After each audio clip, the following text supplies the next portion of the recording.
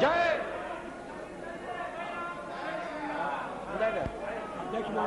Yes. Please, your Prime Minister is speaking.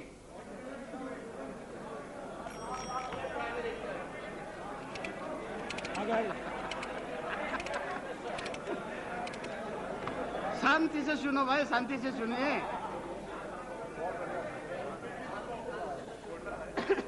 इस कोलाहल के बाद अगर सदन मुझे शांति से सुनने के लिए मन बना सके तो मैं बड़ा आभारी हूंगा।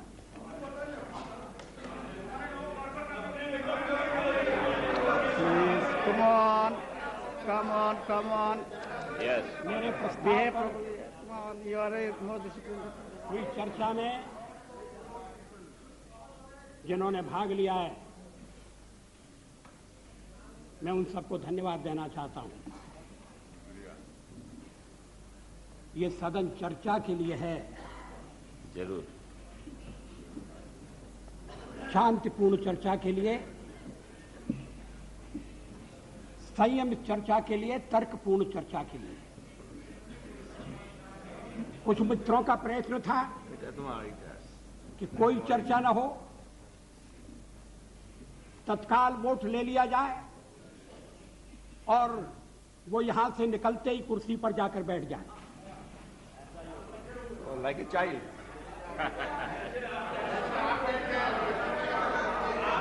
उधर से जैसे आवाज बैठ आ रही गए। है कि ऐसा ही होगा, जैसे आप बैठ गए और आवाज आ रही है कांग्रेस के बेंचों से। हमारे और मित्र थोड़ा सा सावधान रहें। अध्यक्ष महोदय, पार्लियामेंट में मैंने 40 साल गुजारे। ऐसे क्षण बार बार आए। जी रहे। सरकारें बनी हैं, बदली हैं, नई सरकारों का गठन हुआ है, अभी बैचलर हो गया। लेकिन लोकतंत्र No, please don't make this kind of remarks. No, it's okay. लेकिन हर कठिन परिस्थिति में से भारत का लोकतंत्र बलशाली होकर निकला है और मुझे विश्वास है कि इस परीक्षा में से भी बलशाली होकर निकलेगा।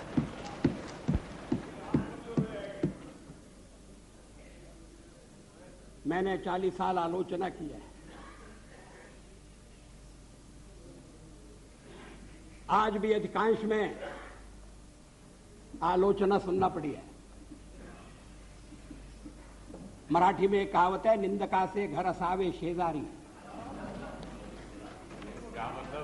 निंदक नियरे राखिए आंगन कुटी छवाए। निंदा करने वाले को पास में रखना चाहिए।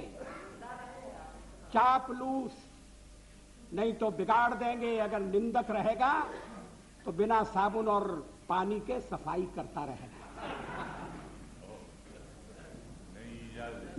जिन मित्रों ने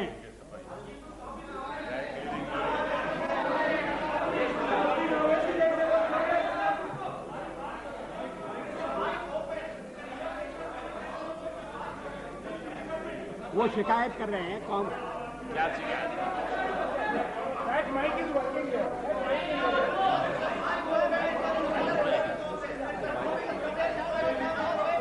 What is happening? अध्यक्ष महोदय,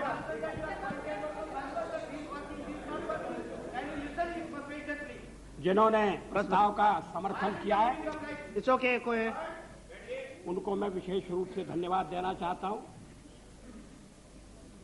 समता पार्टी के नेता श्री जॉर्ज फर्नांडिस, शिवसेना के नेता श्री सरपोतदार,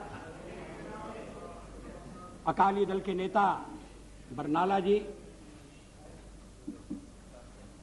और हरियाणा पार्टी के जयप्रकाश जी, इन सब ने प्रस्ताव का समर्थन किया है। जिन्होंने आलोचना की है, मैं उनकी आलोचना का उत्तर दूंगा, मगर मैं विशेष रूप से श्री मरसोली मारान, थिरु मरसोली मारान, उनका उल्लेख करना चाहता हूं। I have a special word of gratitude for my dear friend, Thiri Marasoli Maran. Maran, I stand corrected. Despite our differences on certain issues, he was generous enough to set the record straight on the issue of horse trading by stating categorically that we did not use suitcases to convert our minority into majority. He has in fact demolished the baseless and politically motivated allegation leveled by some members. I am also glad that Thiru Maran has taken note of our resolve to restore the balance of resources in favor of states. We have always held the opinion that the center cannot be strong if the states are weak. Maran is disturbed over our advocacy of one nation, one people, one culture. I am happy that he shares our perception of one nation. But I must say that he has got it all wrong on our interpretation of one people and one culture. I categorically state here that BJP does not stand for uniformity. We recognize the celebrated India's plural, multi-religious, multilingual, and multi-ethnic character. This view is best reflected in a poem by one of India's greatest poets, Subramanya Bharati. The poem is entitled Antai, or My Mother. Bharati says, I would like to read in Tamil. Muppadu Kodi Muhyamuyalayal Uir Mohipuram Andra Deyal Ivar Chappumoji Padinet Deyal Anil Chindanai Andra Deyal.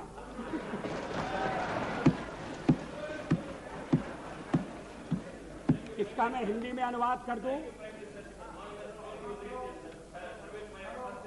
Thank you. This is not for the first time. I read something in Tamil in my address to the United Nations. इसका हिंदी अनुवाद इस प्रकार है. 30 कोटि, उस समय देश की आबादी 30 करोड़ थी. 30 कोटि मुखमंडल वाली है मेरी मां. एक है उसकी काया और आत्मा. भाषाएं वो 18 बोलती है, किंतु एक है उसका चिंतन.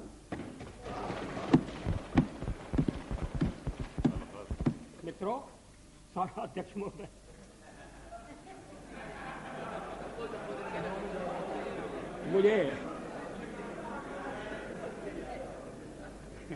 मुझ पर आरोप लगाया गया है और यह आरोप मेरे हृदय में घाव कर गया है. आरोप यह है कि मुझे सत्ता का लोभ हो गया है और मैंने पिछले 10 दिन में जो कुछ किया है वो सत्ता के लोभ के कारण किया है. अभी थोड़ी देर पहले मैंने उल्लेख किया कि मैं 40 साल से सदन का सदस्य हूं. सदस्यों ने मेरा व्यवहार देखा है, मेरा आचरण देखा है.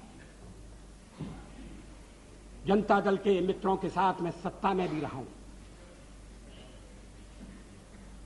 कभी हम सत्ता के लोभ से गलत काम करने के लिए तैयार नहीं. यहां श्री शरद पवार बैठे हैं. जब मेरे मित्र जसवंत सिंह जी भाषण कर रहे थे तो शरद पवार नहीं थे. वो जसवंत सिंह जी कह रहे थे कि किस तरह से शरद पवार ने अपनी पार्टी तोड़कर हमारे साथ सरकार बनाई थी, सत्ता के लिए बनाई थी या महाराष्ट्र के भले के लिए बनाई थी, ये अलग बात है. मगर उन्होंने अपनी पार्टी तोड़कर हमारे साथ सहयोग किया. मैंने तो ऐसा कुछ नहीं किया. बार बार इस चर्चा में इस पर सुनाई दिया है कि वाजपेयी तो अच्छा है मगर पार्टी ठीक नहीं।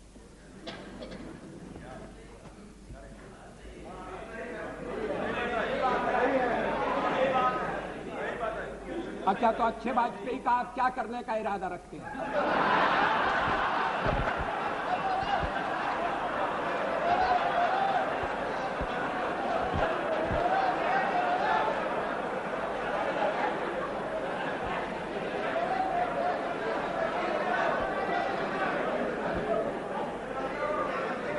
अध्यक्ष महोदय, मैं नाम नहीं लेना चाहता, मैं शरद जी का भी नाम नहीं लेना चाहता, लेकिन पार्टी तोड़कर सत्ता के लिए नया गठबंधन करके अगर सत्ता हाथ में आती है तो मैं ऐसी सत्ता को चिमटे से भी छूना पसंद नहीं करता। न भीतो मरणादस्मि केवलम दूषितो यशः। भगवान राम ने कहा था, मैं मृत्यु से नहीं डरता, अगर डरता हूं तो बदनामी से डरता हूं, लोकापवाद से डरता हूं।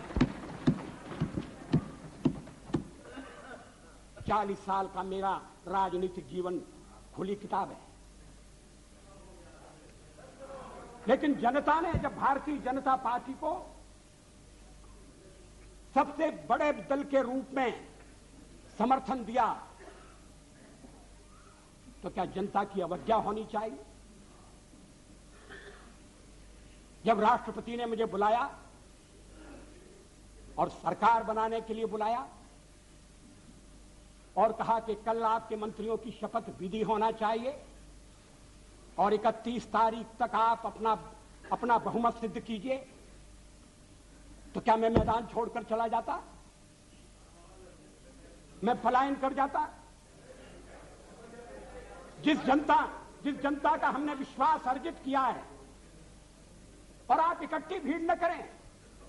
मैं अलग अलग पीछे, अब जब मैंने चर्चा आरंभ की थी तब इसका स्पष्टीकरण किया था।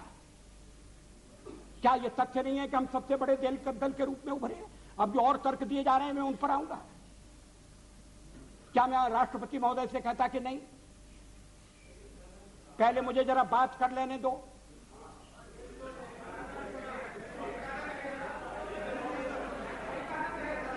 जब वो कह रहे हैं कि कल शपथ विधि होगी और मुझे समय दे रहे हैं 31 तारीख तक का, तो मैंने कहा कि 31 तारीख के जो समय दिया जा रहा है उसका मैं सदुपयोग करूंगा, अन्य दलों से चर्चा करूंगा, उनका समर्थन प्राप्त करने का प्रयास करूंगा, एक कॉमन प्रोग्राम के आधार पर हम आगे बढ़ सकें, इस तरह का वातावरण बनाने की कोशिश करूंगा। इसमें क्या आपत्ति की बात है? इसमें कौन सा सत्ता का लोभ है? और फैसला केवल मेरा अकेला नहीं था, पार्टी का फैसला था। अध्यक्ष महोदय, आखिर जब एक बार 31 तारीख शक्ति परीक्षण के लिए तय हो गई और शक्ति परीक्षण पार्लियामेंट में ही हो सकता है, राष्ट्रपति भवन में या राजभवन में हो, या तो इसका तो हमने कभी प्रतिपादन नहीं किया, तो सदन की बैठक बुलाना जरूरी था। सदन की बैठक में राष्ट्रपति का अभिभाषण जरूरी था। हम तो कोई और भी काम रख सकते थे, कम से कम राष्ट्रपति को उनके अभिभाषण के लिए धन्यवाद देने का काम तो रख ही सकते थे।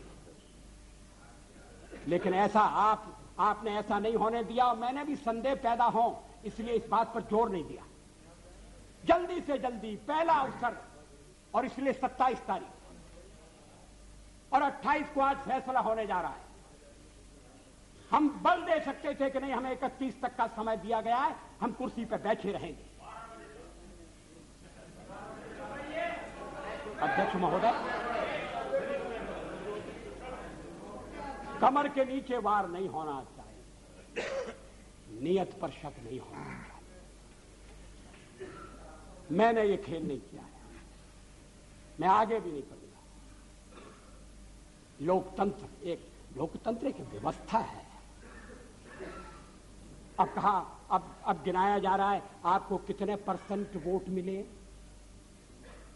हमने जो वेस्टमिनिस्टर की पद्धति अपनाई है उसमें वोट नहीं गिने जाते हैं, प्रतिशत नहीं देखा जाता है, उसमें सीटें देखी जाती हैं। दोनों काम साथ नहीं हो सकते। ये कोई लिस्ट पद्धति वाला प्रोपोर्शनल रिप्रेजेंटेशन नहीं है। और मैं इस पद्धति के दोषों को पहले से इंगित करता रहा हूं। कभी कभी ऐसा हो सकता है कि जिस दल को देश में बहुमत न हो वो दल अधिक सीटें लेने में सफल हो जाए। कभी कभी ऐसा भी हो सकता है कि वोट ज्यादा हो और सीटें कम हो। 1% वोट के अंतर से केरल में संयुक्त सरकार बनी, एक सरकार हट गई। 1% वोट का फर्क था। अब ये जो सीटों का अंतर है इसको मानकर चलना पड़ेगा। अब इस समय आप कहें आपके वोट कितने, तो फिर मैं गिनाता हूं आपके अलग अलग वोट कितने, और वो गिनती आपके लिए घाटे की गिनती होगी। लेकिन आप कह रहे हैं कि नहीं हम तो इकट्ठे हो रहे हैं। किस लिए इकट्ठे हो रहे हैं? क्या देश में स्थिर सरकार देने के लिए इकट्ठे हो रहे हैं? जवाबदेह सरकार देने के लिए इकट्ठे हो रहे हैं? मैं फिर उसको दोहराना नहीं चाहता। आपका अभी तक कार्यक्रम नहीं बना है।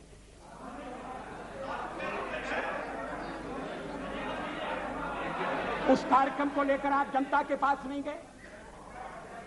जिस जनादेश की आप बात कर रहे हैं, % वोट की बात कर रहे हैं, वो अलग अलग प्रदेशों में मिला है, अलग अलग कारणों से मिला है।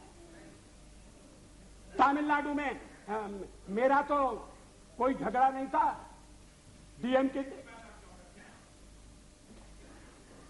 लड़ाई तो कांग्रेस से थी। और यही स्थिति आंध्र में हुई। आंध्र में हम तो लड़ाई में कहीं नहीं थे, लड़ाई हो रही थी कांग्रेस के साथ, और कहते जनाधिकार हमारे खिलाफ चला गया।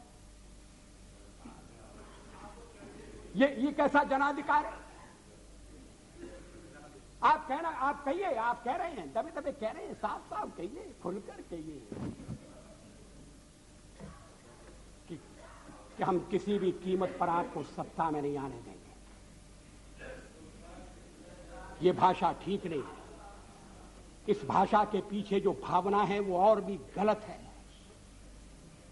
हिटलर का हुआ खड़ा किया जा रहा है इस सदन में। फासिस्ट वाद पैदा हो रहा है। इस तरह की यहां जो पहली बार सदन में आए, जिन्हें सदन की मर्यादा का भी पता नहीं है, वो इस तरह की भाषा बोल रहे हैं।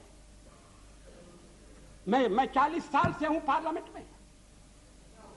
हम दल के रूप में काम कर रहे हैं, लोकतंत्र के आधार पर कर रहे हैं। हम चुनाव लड़ते हैं।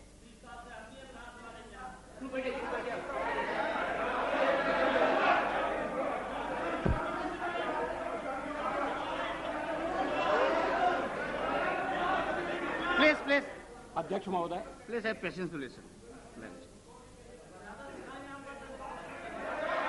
गठबंधन बनाकर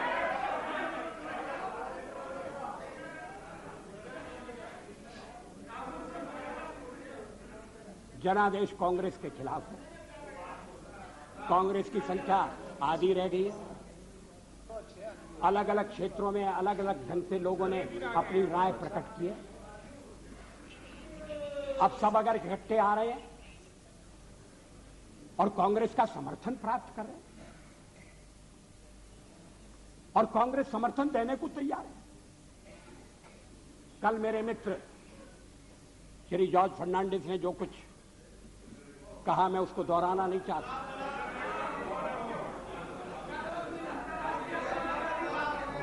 अगर आप चाहें तो फैसला कर सकते हैं कि भाई हमने एक दूसरे को गाली दी होगी, मगर चलो छोड़ो, आज तो सबको मिलकर बीजेपी को गाली देना है। अगर ये सामूहिक निर्णय है, मुझे कुछ कहना नहीं, लेकिन इस तरह का निर्णय नकारात्मक होगा, इस तरह का निर्णय प्रतिक्रियात्मक होगा।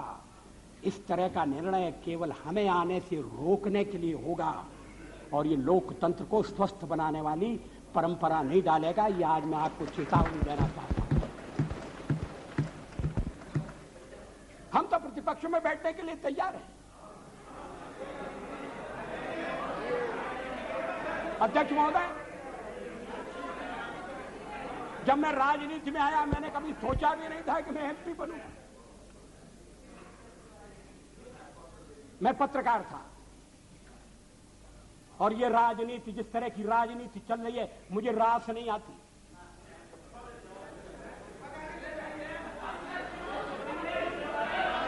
मैं छोड़ना चाहता हूं मगर राजनीति मुझे नहीं छोड़ती।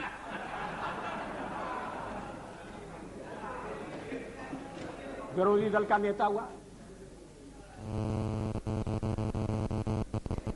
आज प्रधानमंत्री हूं, थोड़ी देर बाद नहीं रहूंगा।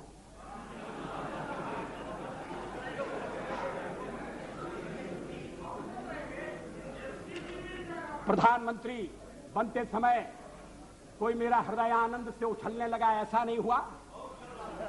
और सब कुछ छोड़ छाड़ कर जब चला जाऊंगा तब भी मेरे मन में किसी तरह की म्लानता होगी, ऐसा आप मत समझिए। लेकिन फिर मैं कुछ मुद्दों को उठाना चाहता हूं। हमारे फिर एक दूसरा आरोप लगाया जा रहा है, आरोपों की झड़ी लगाई जा रही है। आपने अनेक महत्वपूर्ण मुद्दों को छोड़ दिया। राष्ट्रपति के अभिभाषण में राम मंदिर की चर्चा नहीं है, 370 धारा समाप्त करने का उल्लेख नहीं है, और शादी ब्याह के समान कानून बनाने के बारे में भी जिक्र नहीं है। आपने स्वदेशी का भी परित्याग कर दिया और ये बातें इस तरह से कही गई हैं जैसे ये बातें कहने वाले हमारे इस परित्याग से बड़े दुखी हैं। वो तो इन बातों की आलोचना करते रहे हैं, हमें इसलिए दोषी ठहराते रहे हैं कि हम राम मंदिर बनाना चाहते हैं। 370 हम खत्म करने की बात कर रहे हैं, हम देश की एकता कैसे कायम रखेंगे?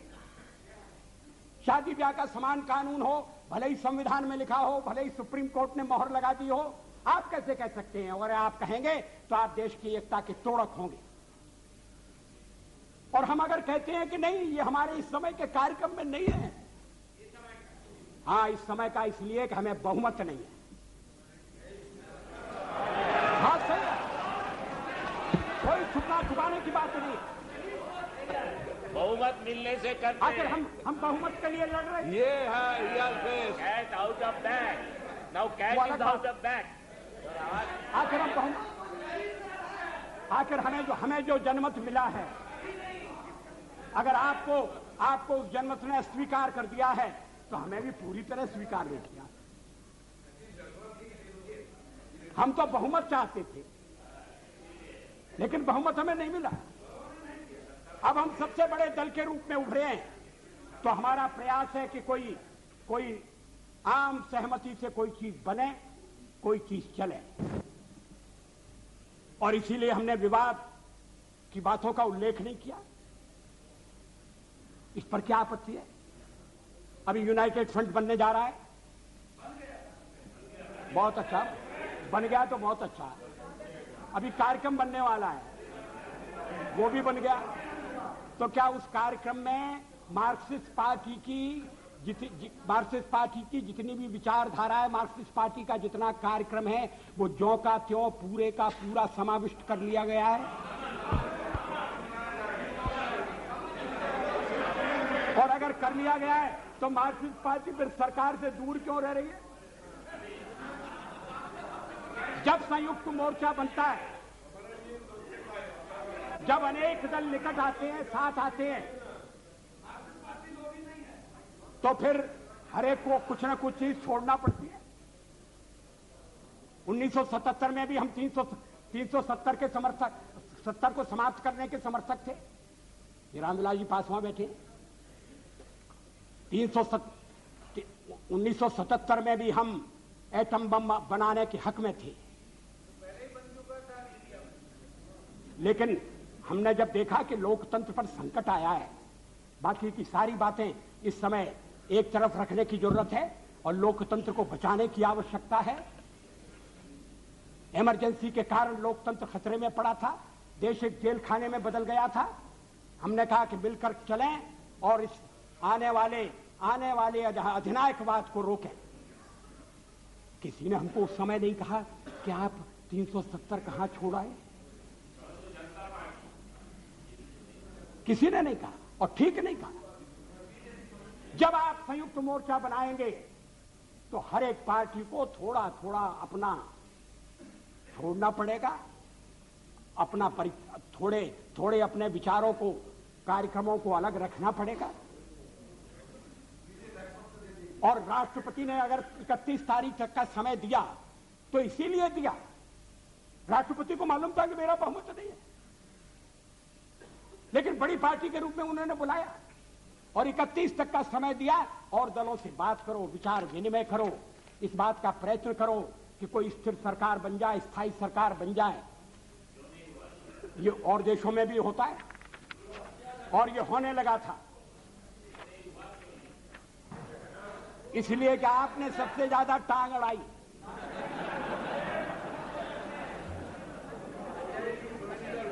Totally isolated in the country. Why don't you consider that? We are not isolated. Yes, you are. Totally isolated. हमारे समर्थन में इस समय ये बात ठीक है, हमारे साथ कोई नहीं है।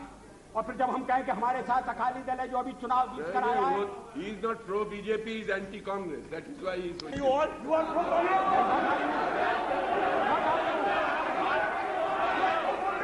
Pro Congress. Pro Congress.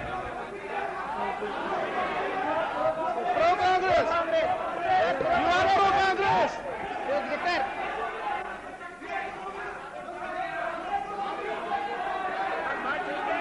Members to behave. You ask your members to behave. You are here 40 years, I am also here for 25 years.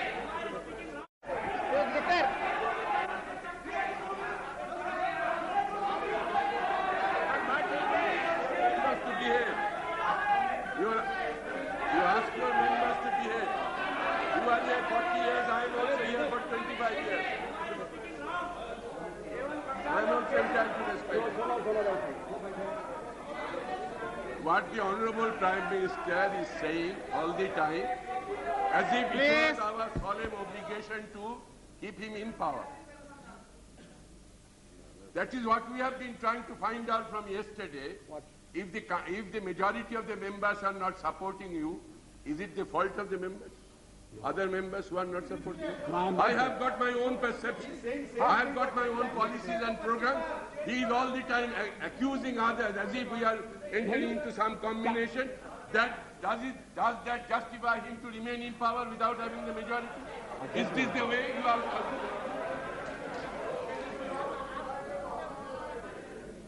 कल से मैं आलोचना सुन रहा हूं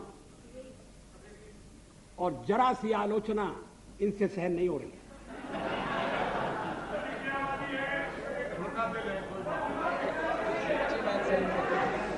अगर मतदाता ने किसी एक दल को स्पष्ट बहुमत नहीं दिया तो क्या मेरा दोष है? और हमें सबसे बड़ी पार्टी के रूप में काम करने का अवसर दिया क्योंकि लोग परिवर्तन चाहते थे, यह भी हमारा दोष है। मेजॉरिटी। Acharya please. अध्यक्ष महोदय, मैं पश्चिम बंगाल की बात नहीं कर रहा हूं। मैंने कल उसका उल्लेख किया था, किस तरह से सीटें घटी हैं, किस तरह से वोट घटे, वो बात अलग है। Come back to power with 2/3 majority. Don't forget. For the fifth मगर कम time. हुआ। For the fifth time. I think it's It's okay. world record. Mr. Chatterjee, please let the Prime Minister speak. अध्यक्ष महोदय, ये बात मेरी समझ में नहीं आती। अरे आप साफ हो जाओगे भाई। Please. कि जो दल अलग अलग चुनाव लड़े थे, About the point. जो दल अलग अलग चुनाव लड़े थे, एक दूसरे के विरुद्ध चुनाव लड़े थे, वो अब साथ आने के बाद ये कह रहे हैं कि मैंडेट मिला है बीजेपी के खिलाफ, नहीं लड़ी। और उसके लिए 82% लोगों ने वोट दिया है। ये विचित्र तर्क दिया जा रहा है। आप यूनाइट कर चुके हैं, ये बहुत अच्छी बात है, हमारे सामने नहीं है। आए बस तो आपको भाजपा है, खड़ा कर देता। जो 2 दफे जीत का है, दो पार्लियामेंट सीट पर जीत का है, प्राइम मिनिस्टर टू एल और नॉट टू एल। दादा, ये they don't listen to you. What is that? Why I'm trying to help them, they don't listen. What do you want? What do you want? You want that till 31st. What is that you propose? आप तो आ जाओ।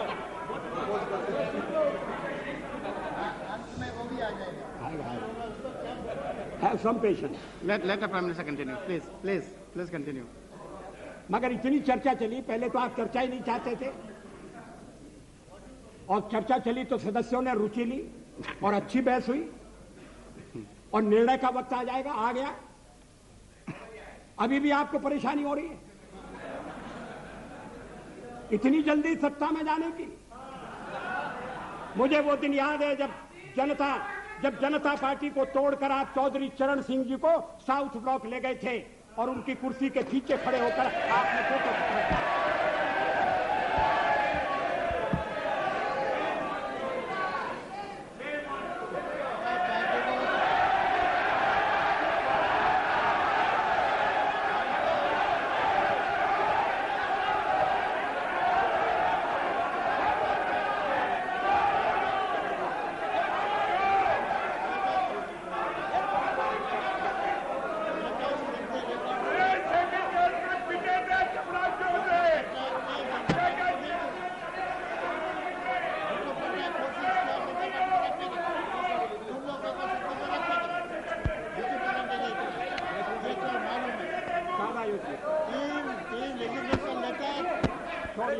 तोड़ने का काम किया क्या? मैंने अध्यक्ष महोदय, मैंने चढ़ दिया। अरे mister Patnaik, mister Patnaik, prime minister बोल रहे हैं। Mister Patnaik, please sit down, let the prime minister continue, please. अध्यक्ष महोदय, मुझे अपना बहुमत बनाने के लिए जो समय मिला था, मैंने उसका उपयोग किया। मैंने अनेक दलों से अलग अलग बातें की। कुछ दल हमारे साथ आए हैं, कुछ दलों ने अपनी कठिनाई प्रकट की है, कुछ दलों का कहना है कि आपके साथ आने में हमें एक ही आपत्ति है कि हमारे कुछ वोट जाने का खतरा है। भारतीय जनता पार्टी के सहयोग के कारण अगर वोट जाते हैं, मैं समझ सकता हूं कि हर राजनीतिक दल को वोटों की चिंता करनी है, मगर ये वोटों का खेल किस सीमा तक जाएगा, किस हद तक जाएगा? क्या इसके सामने देश हितों की उपेक्षा कर दी जाएगी? हम माइनॉरिटीज की बात करते हैं कि उन्हें पूरा संरक्षण मिलना चाहिए, बराबर का अवसर मिलना चाहिए, अधिकार होना चाहिए, तो हमें कहा जाता है कि हम जो कुछ कहते हैं उस पर आचरण नहीं करते। आखिर सदन में बातचीत हो सकती है, चर्चा हो सकती है। जिन प्रदेशों में हमारी सरकारें मिली है, बनी है, वहां आचरण हो सकता है। और आप हमें केंद्र में समय देकर देखो और हम सारी बातें अमल में लाकर दिखा देंगे। मगर ये मेरी समझ में नहीं आया कि जो सबसे बड़ी माइनॉरिटी है उसकी तो चिंता है, मगर जो 2% है, अभी बरनाला जी का दर्द आपने सुना, उसकी पीड़ा नहीं। अध्यक्ष महोदय, मुझे वो दिन याद है, दिल्ली में दंगों के बाद और सिख भाइयों के कत्लेआम के बाद मेरा भी भाजपा का एक कार्यकर्ता मुझसे रात के अंधेरे में मिलने के लिए आया। मैं उसको पहचान नहीं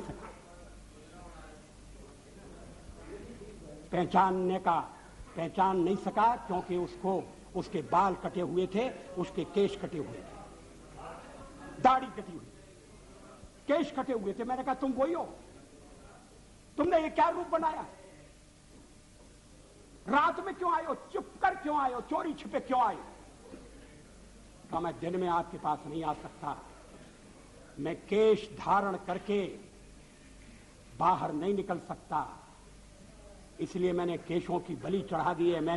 मैंने दाढ़ी से भी मुक्ति मांग ली है और मैं रात को आया हूं आपके पास अपना दुखड़ा रोने के लिए, अपनी व्यथा रोने के लिए। उस समय हमने दिल्ली के सिखों की वकालत की थी, चुनाव में हमें घाटा हुआ। सिख विरोधी भावना भड़काकर कांग्रेस ने सत्ता किया, हमने ऐसा पाप कभी नहीं किया।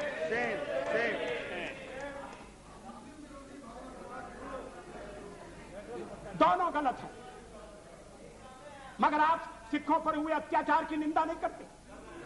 नहीं करते? बिल्कुल करते हैं, नहीं 10 साल बहुत बार किए हैं, हाउस में किए हैं, कितने बार किए हैं? पार्लियामेंट में कब किया?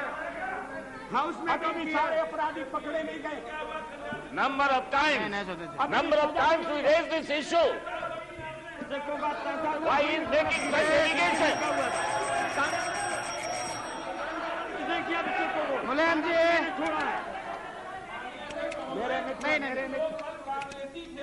वही आज भाजपा ही बन करके प्लीज, और इन्होंने सिखों को लखनऊ में लूटा। और वही एमपी में हम नाम please sit down, please, sit down. चलो, मेरे मित्र श्री मुलायम सिंह जी इस मामले में न बोले तो ज्यादा अच्छा होगा। उनके शासनकाल में, please sit down. उनके Come शासनकाल on. में जिस तरह से उत्तरांचल की मांग करने वाली महिलाओं के साथ जो दिल्ली प्रदर्शन के लिए आना चाहती थी, बलात्कार हुआ जो कोर्ट ने जिसकी पुष्टि कर दी है, उसके बाद मुलायम सिंह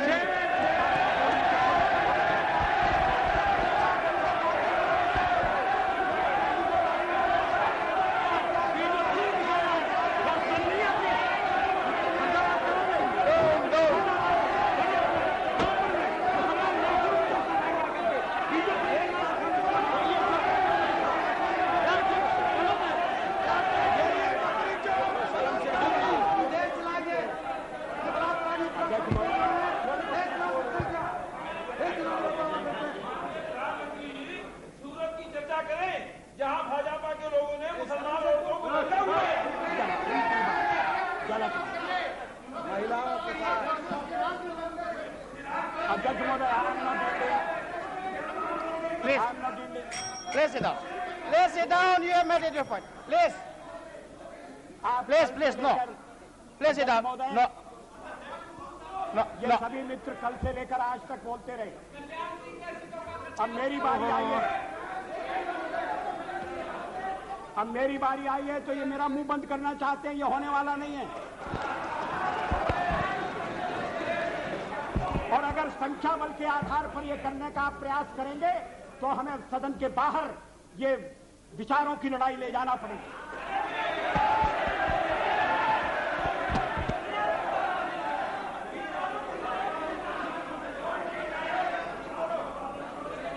अध्यक्ष महोदय,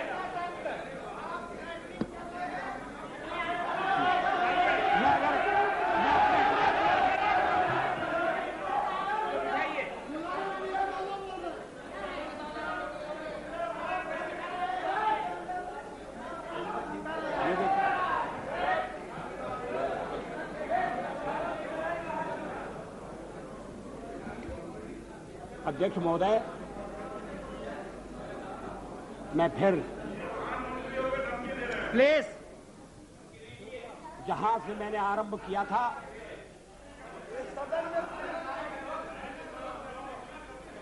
वहां अपने भाषण को ले जाना चाहता हूं। देश में ध्रुवीकरण नहीं होना चाहिए, न सांप्रदायिक आधार पर, न जातीय आधार पर, न राजनीति ऐसे दो खेमों में बंटनी चाहिए कि जिनमें संवाद न हो, जिनमें चर्चा न हो, देश आज संकटों से घिरा है और ये संकट हमने पैदा नहीं किए। जब जब कभी आवश्यकता पड़ी संकटों के निराकरण में हमने उस समय की सरकार की मदद की है। उस समय के प्रधानमंत्री नरसिंह राव जी ने भारत का पक्ष रखने के लिए मुझे विरोधी दल के नेता के नाते जेनेवा भेजा था और पाकिस्तानी उसे देखकर चमत्कृत रह गए। उन्होंने कहा कि ये कहां से आए हैं, क्योंकि उनके यहां विरोधी दल का नेता ऐसे राष्ट्रीय कार्य में भी सहयोग देने के लिए तैयार नहीं होता। वो हर जगह अपने सरकार को गिराने के काम में लगा रहता है। ये हमारी परंपरा नहीं है, ये हमारी प्रकृति नहीं है और मैं चाहता हूं ये परंपरा बनी रहे, ये प्रकृति बनी रहे। सत्ता का खेल तो चलेगा, सरकारें आएंगी जाएंगी, पार्टियां बनेगी बिगड़ेंगी, मगर ये देश रहना चाहिए, इस देश का लोकतंत्र अमर रहना चाहिए। क्या ये आज के वातावरण में कठिन काम नहीं हो गया है? ये चर्चा तो आज समाप्त हो जाएगी, मगर कल से जो अध्याय शुरू होगा उस अध्याय पर थोड़ा गौर करने की जरूरत है। ये कटुता बढ़ना नहीं चाहिए। मैं नहीं जानता यूनाइटेड फ्रंट ने श्री देवेगौड़ा को किस आधार पर अपना चौथे नंबर का नेता चुना है। वो यूनाइटेड फ्रंट की फर्स्ट चॉइस नहीं थे, वो तो फोर्थ चॉइस थे। मगर जो इनकी फोर्थ चॉइस थे अब वो देश की फर्स्ट चॉइस होने वाले हैं। मैं समझ सकता था नहीं, और उसका कारण ये है, अध्यक्ष महोदय मुझे खेद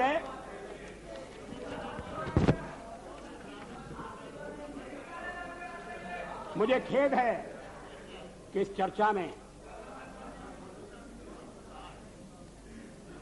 ऐसे संगठनों का नाम लिया गया, उन्हें यहां घसीटने की कोशिश की गई, जो स्वतंत्र संगठन है, जो अपने राष्ट्र निर्माण में चरित्र निर्माण के काम में लगे। मेरा इरादा, मेरा उल्लेख आरएसएस से है। आरएसएस के विचारों से किसी का मतभेद हो सकता है, लेकिन आरएसएस पर जिस तरह के आरोप लगाए गए उन तरह के आरोपों की कोई आवश्यकता नहीं थी। और कांग्रेस पार्टी में और दलों में भी आरएसएस के रचनात्मक काम के लिए लोगों के दिलों में आदर है, सहयोग है। अगर वो दुखियों की बस्ती में जाकर काम करते हैं, अगर वो जाकर आदिवासी इलाकों में शिक्षा का प्रसार करते हैं, तो इसके लिए उनका अभिनंदन होना चाहिए, इसलिए उनको पूरा सहयोग दिया जाना चाहिए। अध्यक्ष महोदय, और यूनाइटेड फ्रंट में भी आप जिन्हें नेता बनाने जा रहे हैं श्री देवेगौड़ा जी, वो भी आरएसएस की अच्छाइयों से परिचित हैं और आरएसएस की प्रशंसा कर चुके हैं।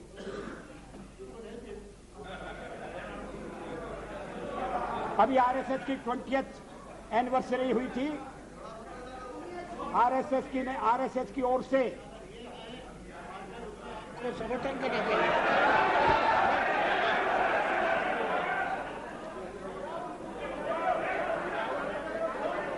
अध्यक्ष महोदय, अब देवे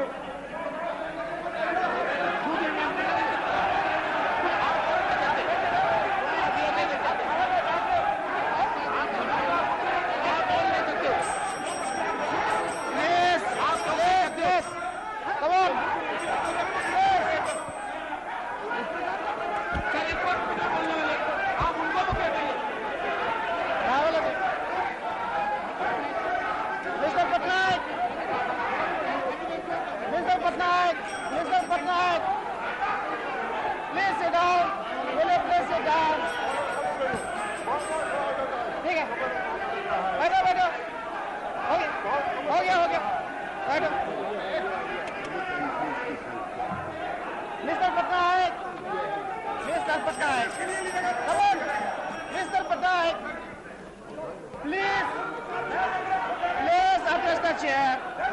No. Bas. please.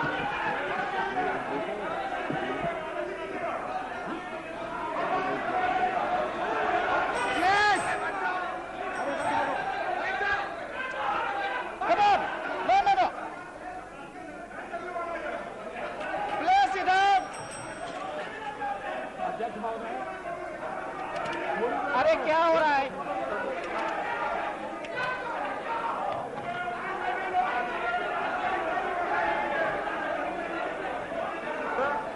कल मंत्रिमंडल बन जाएगा, लड़ने लगोगे, आज खड़े होते हो साथ में।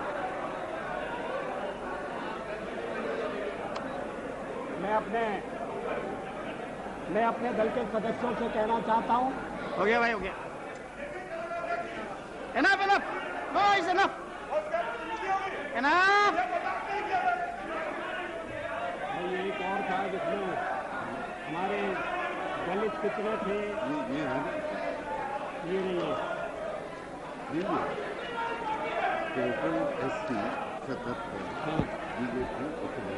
अध्यक्ष महोदय,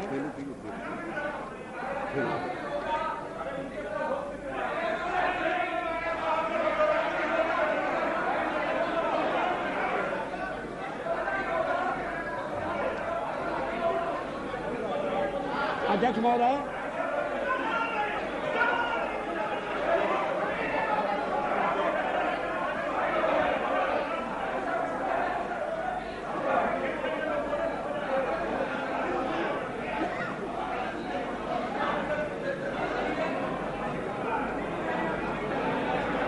अध्यक्ष महोदय, Order, please.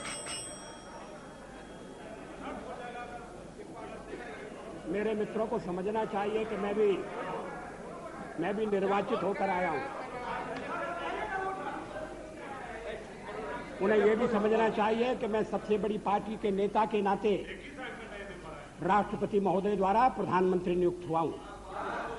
प्रधानमंत्री के निर्देश के कारण और निर्देश के आधार पर मैं विश्वास मत लेकर आया हूं।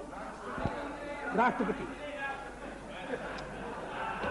अब अगर चर्चा होती है और उसमें बिजू पटनायक जैसा वरिष्ठ नेता मुझे टोकता है। Please, Mr. Patnaik, you don't have to react for everything. Mr. Patnaik, you are the one of the senior most leaders of the country. Please, you don't have to react for everything. अध्यक्ष महोदय, मैं इस बात का उल्लेख कर रहा था कि इस देश में जो देशभक्त हैं, विवेकवान हैं और जो अंतःकरण से भारत का भला चाहते हैं, वो आरएसएस के संपर्क में आए हैं। वो जानते हैं कि संगठन देश हित की सेवा के लिए समर्पित है। और और मैं इसका ताजा उदाहरण देता हूं।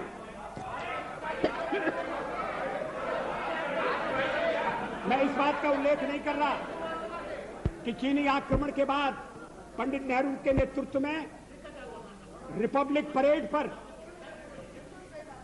परेड के दौरान जिन स्वयंसेवी संगठनों को अपनी एकजुटता प्रकट करने के लिए बुलाया गया था, उनमें आरएसएस भी था।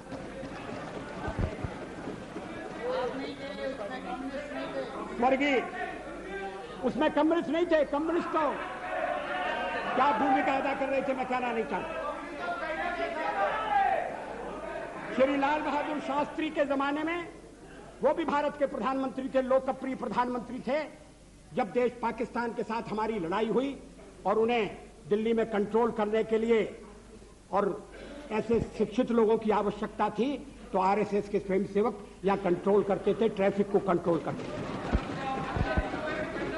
किसी ने उन पर आपत्ति नहीं की। अभी इमरजेंसी के खिलाफ अभी बेंगलोर में एक सम्मेलन हुआ था और जिसको संज्ञा दी गई थी सेकंड फ्रीडम स्ट्रगल की, और उसमें श्री देवेगौड़ा उपस्थित थे। उन्होंने जो भाषण दिया उसका अंश मेरे पास है। मैं कोट कर रहा हूं, RSS is a spotless organisation In my 30 years, वो तो देवे गौड़ा जी तो यहाँ है नहीं।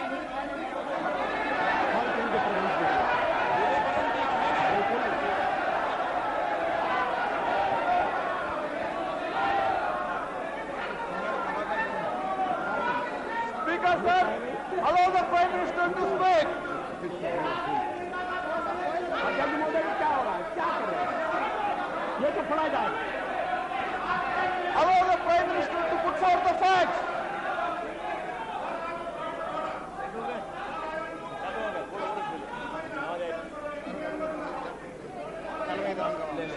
Why don't you take out your rule book? Why don't you take out your procedure of this?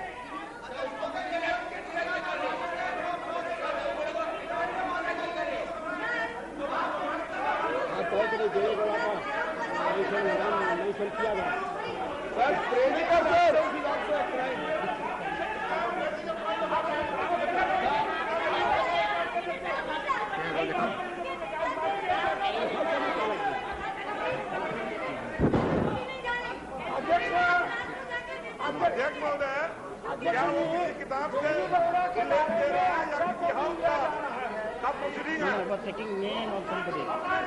What is the rule about taking name of somebody?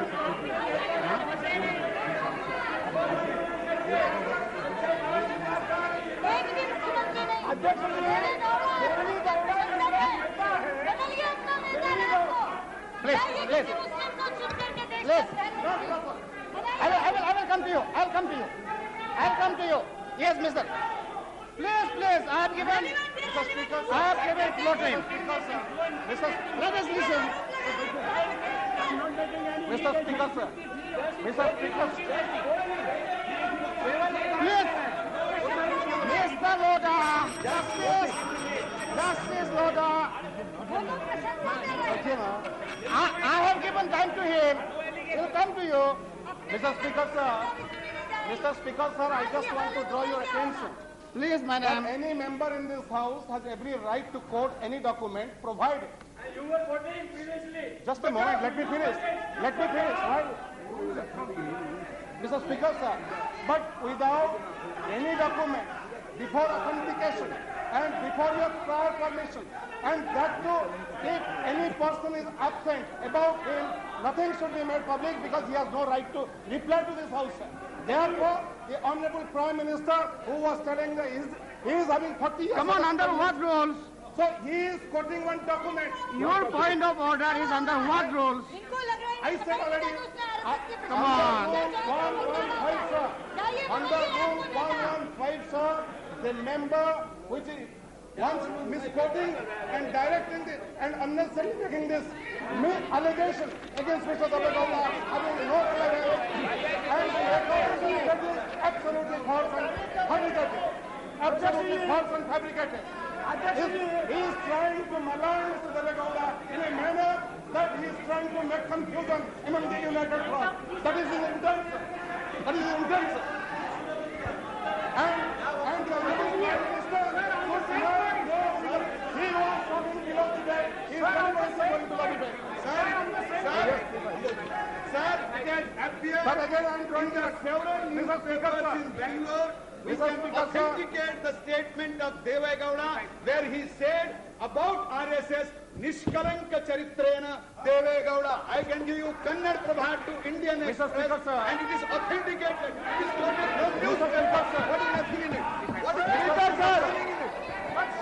Wait, Speaker, sir, it's not published in almost all the newspapers of Karnataka. I will allow you. One by one, please. One by one.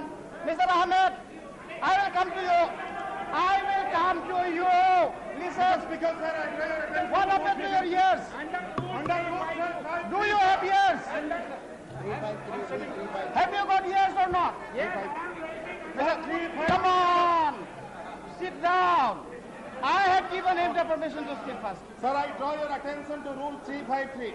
No allegation of a deformity or it is not an allegation made by a member against any person unless the member has given adequate advance notice to the speaker and also to the minister concerned, so that the minister may be able to make an... No, not only minister, members also. Members also. Members also. Members also. Only quoting the rules. Members also. Therefore, sir, I just... Can any member... Chair can assist us also in this matter. So the chair can assist also. Can any member... Yes, exactly. Rule पढ़ते नहीं है, एक rule 3-5-3 पढ़ा है। अरे rule पढ़िए ना, आप पढ़ा रहे हैं। ठीक है, आप पढ़िए ना। हमने मैं आ रहा हूँ 3-5 आप पढ़ लीजिए 3-5 What are the statements Prime Minister is telling? This has been established in almost all the newspapers of Karnataka. Honorable Speaker.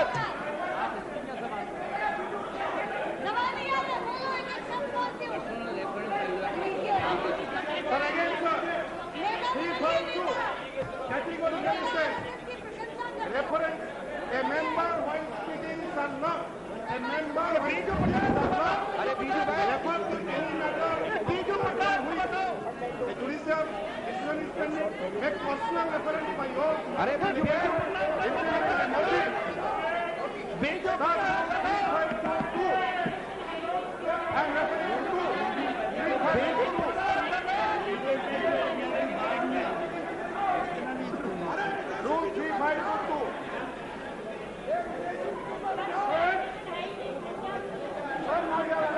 विदेशी बीजू बैठा हुआ है।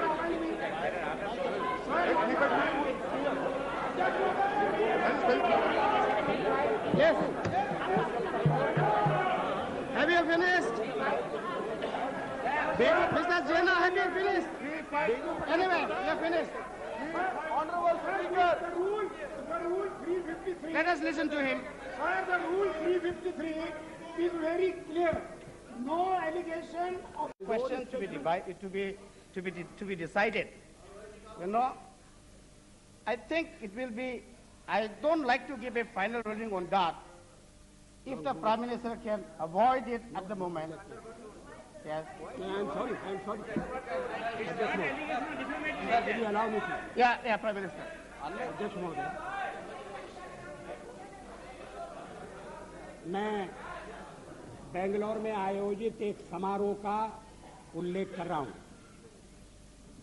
जिस समारोह में अन्य लोगों के अलावा श्री देवे गौड़ा उपस्थित थे। वो इमरजेंसी के खिलाफ आयोजित समारोह था। वो उस समारोह की तारीख है 26 जून 1995।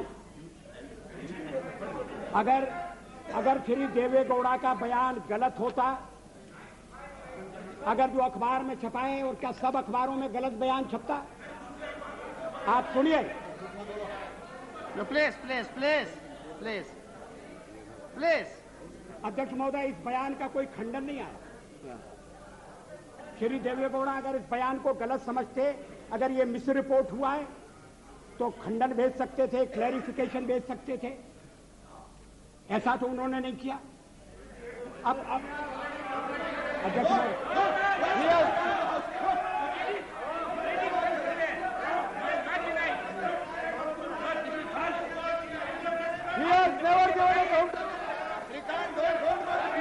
The statement has come in all the newspapers.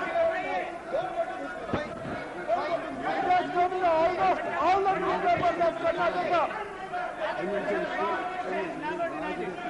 Mr. Speaker, sir, this statement has never been denied. It has never been contradicted. It stands as it is. We have never seen any contradiction. Show me the contradiction. We don't have any publication. Yeah, we have the statement. अध्यक्ष महोदय, how can you prevent him from reading this? You are misleading now. Joshi ji, Mr. Prime Minister, now the honorable member, Mrs. Jena, is now on record. Please.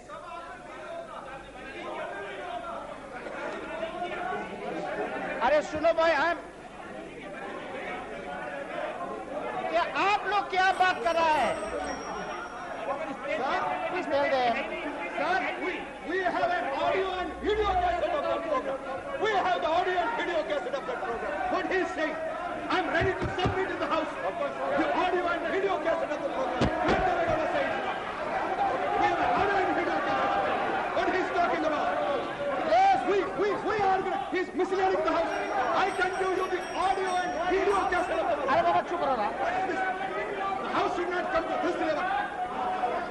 can view the audio and video. अरे हमने programme किया, we organized the program. He came to our office. I have the audio and video of this. I didn't give it to them.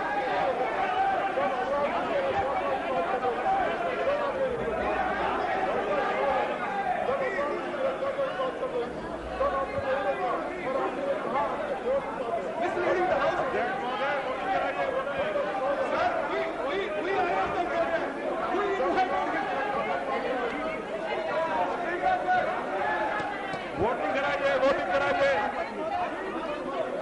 अरे बैठिए ना, बैठो, हमको कुछ काम करने दो, बैठो ना, बैठो।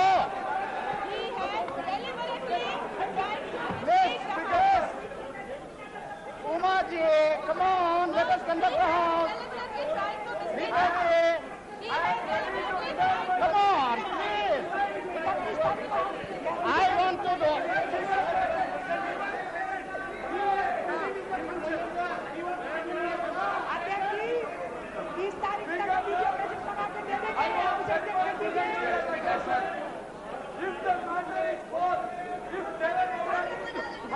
No minister. No minister is speaking.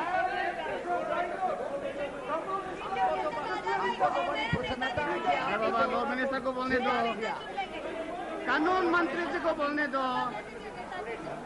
Are you finished?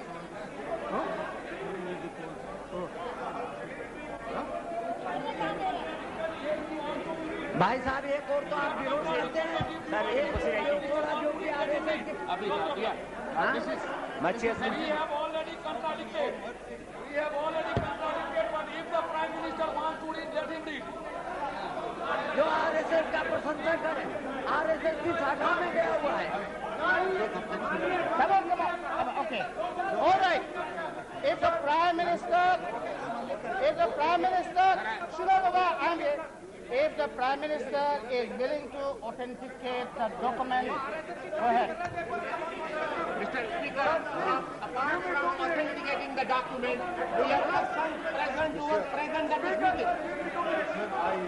I submit only one thing. Prime Minister is agreed. I submit only one thing for your consideration. Yeah. It is not a small thing that has been said, sir, that the Prime Minister authenticated the document. Please reflect on what you have said. No, a member who quotes a Yes, sir, particular because sentence. you, sir, I do not wish to argue. No. But you said, you first denied Okay. the right to... I modify my And then I these modify my members say- statement. Then Whether the these honourable members member. say that you can quote it, Okay. you go to this. I modify my statement. The honourable member who is quoting, if he is willing to authenticate, it can be quoted. Mr. Speaker, sir. No. Mr. Speaker, may I say this? No. Now let us put an end to this controversy. No. Will you kindly hear me for 2 minutes? Mr. Speaker, I insist that you hear us. He's a law minister.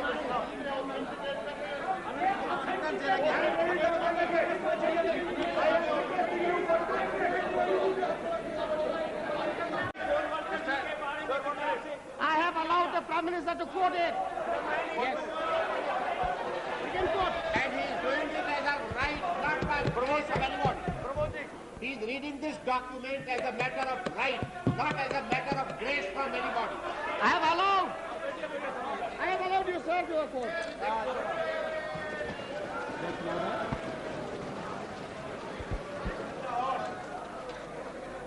How much time?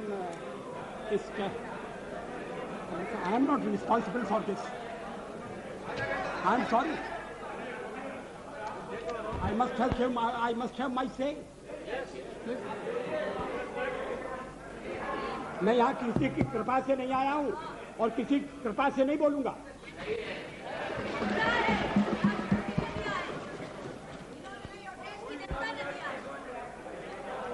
इस चर्चा में RSS का नाम मैंने नहीं लिया। इस चर्चा में आरएसएस का नाम कॉमरेड इंद्रजीत गुप्ता ने लिया। उन्होंने आरएसएस के साथ हमारे संबंधों का भी निरूपण किया। अब आरएसएस के बारे में क्या राय है, और अगर श्री देवेगौड़ा जैसे व्यक्ति की राय है तो ये अभी तक क्या हुआ था?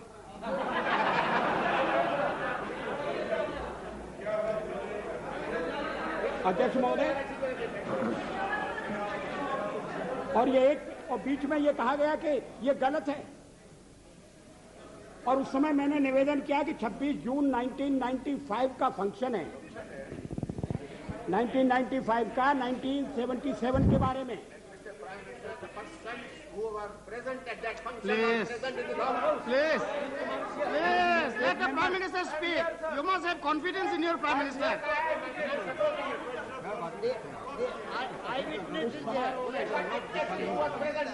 उस समारोह में ठीक है ना। Word, sir, due respect to every time you say your Prime Minister.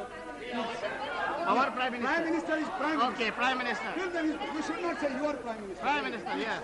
Please. अध्यक्ष महोदय, आरएसएस ये देवेगौड़ा ने जो कुछ कहा वो इस प्रकार है। RSS is a spotless organisation. In my 40 years long political life, not even once I have criticized RSS. The Chief Minister said that he is telling this with utmost responsibility. He said that he had no two opinions regarding RSS active role during emergency. People who were with Mrs. Gandhi during emergency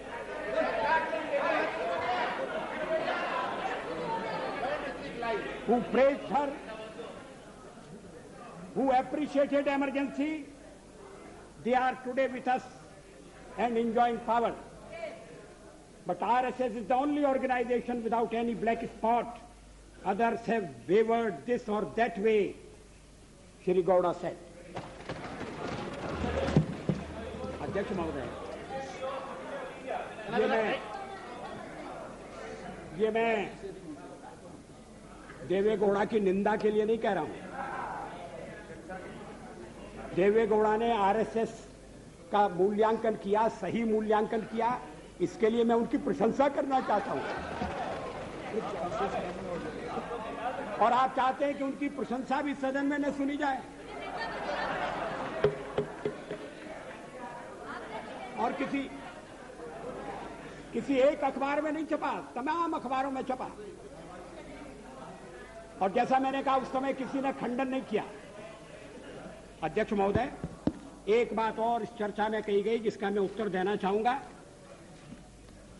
कि Bharatiya Janata party को व्यापक जन समर्थन प्राप्त नहीं है। Cow belt, I don't know where ये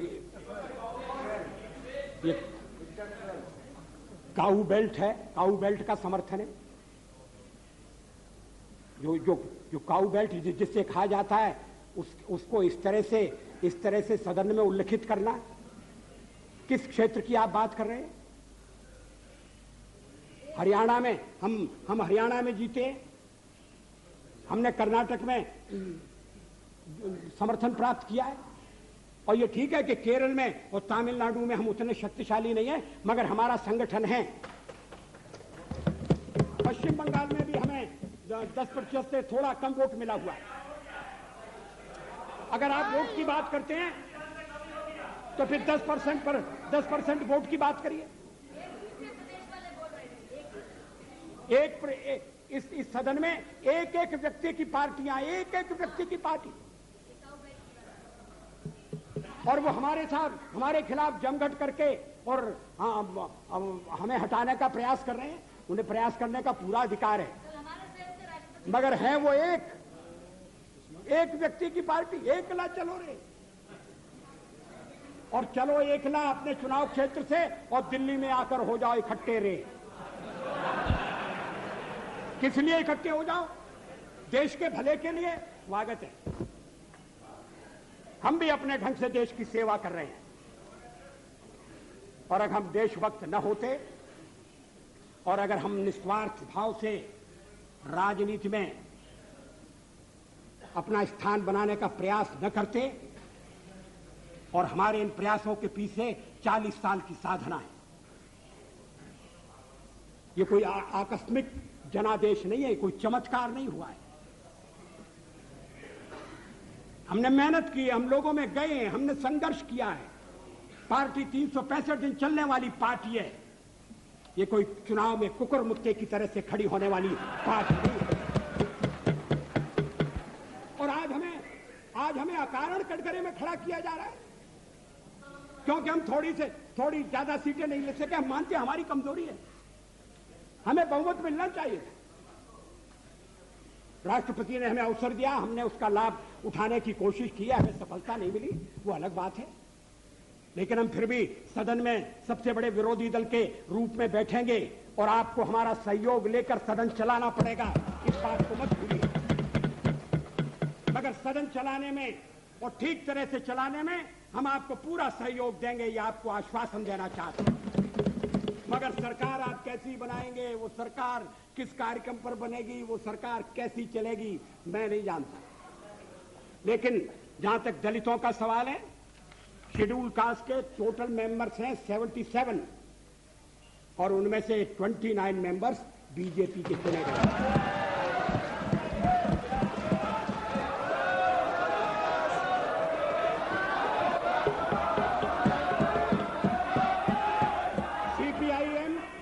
CPIM के 5 मेंबर हैं, सीपीआई 1 मेंबर है, कांग्रेस 15 मेंबर है, जनता दल 7 मेंबर है और सबसे ज्यादा हमारे मेंबर हैं।